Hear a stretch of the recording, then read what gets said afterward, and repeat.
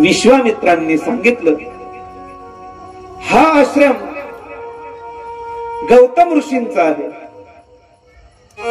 आणि हा जो दारात दगड पडलेला आहे ना, हा दगड नसून गौतम ऋषींची पत्नी आहे, अहिल्या तिचं नाव. मग दगड का झाली त्याचा मोठा इतिहास आहे, पण सांगा म्हणे का झाली दगड? दगड झाली ती गौतम ऋषींच्या शापामुळे झाली. शाप का दिला याचं कारण म्हणे, अहिल्या ही ब्रह्मदेवाची अत्यंत सुंदर कन्या होती म्हणे. अहिल्या ही ब्रह्मदेवाची सुंदर रूपवती कन्या होती. ब्रह्मदेवाने ठरवलं अहिल्या त्याला देईल जो सर्वात अगोदर पृथ्वीची प्रदक्षिणा करून येईल. अशी जाहिरात झाल्यानंतर सर्वजण जो तो ज्याचं त्याचं वाहन घेऊन पृथ्वीची प्रदक्षिणा करण्यासाठी निघाले. भगवान शिवजी देखील नंदीवर बसून निघाले, विष्णू देखील आपल्या गरुडावर बसून निघाले, इंद्र देखील ऐरावतावरती बसून निघाला, गणराय देखील आपल्या उंदीर या वाहनावर बसून निघाले. जात असताना हे जे आहेत गौतम ऋषी, हे गंगेवर स्नान करत होते. मग हे एवढी गर्दी कशाची गर्दी आहे, काय गडबड आहे म्हणून गौतम ऋषी सर्वांना विचारत होते, पण कुणीही सांगायला तयार नाही. सगळेजण विचार करत होते, याला सांगत जर आपण बसलो आणि 2 मिनिट जर उशीर झाला तर डिझेलही जळायचं आणि अहिल्याही जायची. प्रेम से बोलो जय श्रीराम. कोणी थांबायला तयार नाही, प्रत्येकाला घाई, जो तो ज्याच्या त्याच्या पुढे पळण्याच्या प्रयत्नात. एवढ्या अवकाशात जात असताना गणपती बाप्पा आपल्या छोट्या वाहनावरून जात होता. तुम्ही विचार करा, गणपतीचं वाहन थकणं हे स्वाभाविक आहे. एवढे मोठे गणपती बाप्पा आणि उंदीर मात्र एवढा एवढा. हे म्हणजे कसं माहितीये का, 120 किलोचा माणूस लुणावर बसून जाणं आणि जात असताना त्या लुणाचा पाठीमागून निघणारा काळा धूर पाहिला की मग मनात मात्र वाईट वाटत. तुम्ही कल्पना करा, एवढी एवढी लुणा त्याच्यावर एवढा मोठा बसलेला माणूस, ते चित्र कसं दिसत. तसाच प्रकारे गणराय एवढे विशाल काय शरीर आणि वाहन मात्र उंदीर. त्यांचं वाहन थकलं म्हणून उभे राहिले. आणि मग गौतम ऋषींनी विचारलं, एवढी गडबड कशाची चालली? म्हणे ब्रह्मदेवाची अत्यंत रूपवती असणारी कन्या अहिल्या, तिचा विवाह आहे. पण ब्रह्मदेवाने एक नियम केलाय म्हणे. कोणता नियम आहे? जो सर्वात प्रथम पृथ्वीला प्रदक्षिणा घालील त्याला मी माझी मुलगी देईल, असा नियम आहे. म्हणून ही लगबग चालली म्हणे सर्वांची. असं आहे तर म्हणे बर बर, काय हरकत नाही. गणरायाही निघून गेले. यांनी गंगेचं स्नान केलंच होतं. जात असताना त्यांना अशी एक गाय दिसली. कशी गाय दिसली की जी आता, काय शब्द आहे त्याला, हा, ज्या गायीचे दिवस भरले होते आणि ती आपल्या लेकराला बछड्याला जन्म देणार होती, त्या बछड्याचं मुख बाहेर आलेलं होतं. अशा काळात मग गौतम ऋषी हे वेदाचे जाणते होते. त्यांनी विचार केला ही संधी आपल्याला आहे. आणि मग गौतम ऋषीने एक तोंड गायीचं, एका बाजूला बछड्याचं, 2 तोंडाची गाय झाली ती. बरं, अशा गायीच्या 5 प्रदक्षिणा केल्या. तुम्हाला सांगून जाईल, जर गावरानी गायी आपल्या बछड्याला जन्म देत असताना तुम्हाला जर पाहायला मिळाली, तुमच्या दृष्टीला जरी पाहिली तरी तुमच्या अनंत जन्मातील पाप नष्ट झाल्याशिवाय राहत नाही. आणि अशी संधी जर आपल्याला मिळाली तर होता होईल तेवढ्या 5, 10, 11 तेवढ्या काय मारा, प्रदक्षिणा करा. कारण अशा गायीच्या प्रदक्षिणा म्हणजे पृथ्वी प्रदक्षिणेचं पुण्य आपल्याला प्राप्त होत. या कथेचा तो सार आहे. 5 प्रदक्षिणा मारल्या आणि सरळ सरळ ब्रह्मदेवाकडे गेले. कोण? गौतम ऋषी. त्यांनी सांगितलं मी 1 नाही तर 5 पृथ्वीच्या प्रदक्षिणा केल्या. कशा केल्या? म्हणे काय, बछड्याला जन्म देत असताना मी तिला 5 प्रदक्षिणा मारल्या. अशा गायीला जर प्रदक्षिणा मारली तर 1 प्रदक्षिणा पृथ्वी प्रदक्षिणेचं पुण्य देते. अशा माझ्याकडे 5 प्रदक्षिणेचं पुण्य आहे म्हणे. आणि मग सर्वांनी शहानिशा केली. बरोबर आहे म्हणे. ब्रह्मदेवाने अगदी मंगलवाद्यात, तालघोषात, जय घोषात गौतम ऋषी आणि अहिल्येचा विवाह लावून दिला. शेवटचं मंगलाष्टक चालू होतं. कोणतं?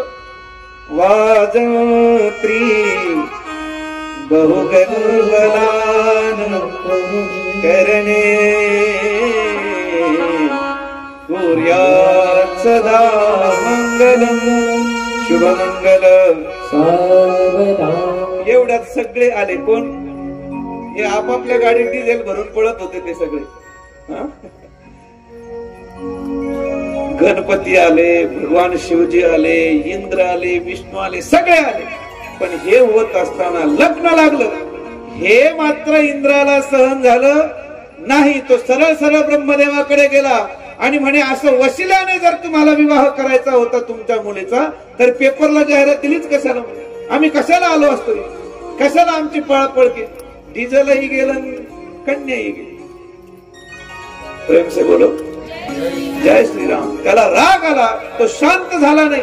त्याने मनोमन प्रतिज्ञा केली आणि एक दिवस तरी हिचं पातिव्रत्य नष्ट केल्याशिवाय राहणार नाही म्हणे, अशी प्रतिज्ञा केली इंद्राने. पहा बरं, जीवन जगत असताना अशा स्वभावाची जी माणसं असतात त्यांच्यापासून दूर राहिलं पाहिजे. कारण तुम्ही सरळ जरी जीवन जगत असले तरी त्यांना त्यांच्या स्वार्थापुढे जगाचं हित अहित काहीही दिसत नाही. आणि म्हणून इंद्राने प्रतिज्ञा केली, एक दिवस तरी हिच्या पातिव्रत्याचा वाद आणल्याशिवाय राहणार नाही. लग्न समारंभ पार पडला. गौतम ऋषी अहिल्याला घेऊन आपल्या आश्रमात गेले. दिवसामागून दिवस चालू लागले, जाऊ लागले आणि इंद्राच्या मनात कपट आलं. इंद्राने अग्नीला सहकार्याला घेऊन रात्री 12 वाजता स्वतः गौतम ऋषीचं रूप धारण केलं. अग्नीला कोंबडा बनवलं आणि चंद्राला देखील सांगितलं, पहाटचा समय असतो असा प्रकाश तू देखील दे. आणि गौतम ऋषीच्या आश्रमाच्या बाहेर जाऊन अग्निरूपी कोंबडा आरवलं, मोठ्याने ओरडलं. पूर्वीचे कोंबडे सुद्धा इमानदार होते बरं. पूर्वी काळच असा होता की घड्याळ नव्हते कोणाकडे. कोंबडा आरवलं म्हणजे संपूर्ण जग उठायचं आणि काम धंद्याला सुरुवात करायची. पण हल्लीचं सगळं संकरित आलं, त्याच्यामुळे कोंबडंही बिघडलं आणि उठणारेही बिघडले. कोंबडे दुपारी 2 वाजता ओरडतात. प्रेम से बोलो जय श्रीराम. गौतम ऋषीच्या आश्रमाजवळ जाऊन कोंबड्याने बाग दिला. गौतम ऋषींना जाग आली आणि सरळ सरळ नित्य नियमानुसार गंगेवर स्नानासाठी गेले. गौतम ऋषी जसे आश्रमाच्या बाहेर पडले तसा इंद्र गौतम ऋषीच्या आश्रमात शिरला. गौतम ऋषी गंगेवर स्नानासाठी गेले. साक्षात गंगा बोलू लागली, गौतमा ही स्नानाची वेळ नाही, आत्ताशी 12 वाजलेत, आत्ताचे आत्ता मागे जा, आत्ताचे आत्ता मागे जा. गौतम परत पाठीमागे येतात, दरवाजावर थाप देतात. दार उघड असा आवाज बाहेरून येतो. त्यावेळी अहिल्याला मात्र कळत, अरे बाहेरून माझ्या पतींचा आवाज येतोय, मग हा घरात आहे तो कोण आहे? घाई घाई जाते, दरवाजा उघडते, आहे तर पती. त्यावेळी दरवाजा उघडल्यानंतर हा कृत्रिम झालेला गौतम म्हणजे इंद्र हा तिथून पळ काढू लागला. त्यावेळी गौतम ऋषीने त्याच्याकडे पाहिलं आणि सांगितलं, ओळखला इंद्रा तुला? माझ्या पश्चात तू इथे येऊन दुर्व्यवहार केलाय, तुला मी शाप देतोय की जोपर्यंत धनुष्य भंगाचा आवाज तुझ्या कानावर येत नाही तोपर्यंत सहस्राक्ष म्हणून तू पडून राहशील. अग्नीकडे पाहिलं, तू याला सहकार्य केलंय ना म्हणे, तुझ्या ज्वाळा काळ्या पडतील. आणि आपल्या पत्नीकडे पाहिलं, ती गडबडा लोळत होती. माफ करा पतिदेव, तोंड जोडून घेत होती, रडत होती, मोठमोठ्याने आक्रोश करत होती. पतिदेव, यात माझी काही चूक नाही, माझा हा गुन्हा माफ करा, मला क्षमा करा, क्षमा करा, मला क्षमा करा. तुला कळालं नाही का पती कोण आणि इतर त्रयस्थ म्हणू शकतो? दगडाचं हृदय झालं तुझं म्हणे, दगडाच्या हृदयाची, पाषाणाच्या हृदयाची पाषाण होऊन पडशील असा शाप अहिल्याला देऊन टाकला. त्यावेळी अहिल्याने हात जोडले, कृपा करून उस शाप द्या म्हणे. शाप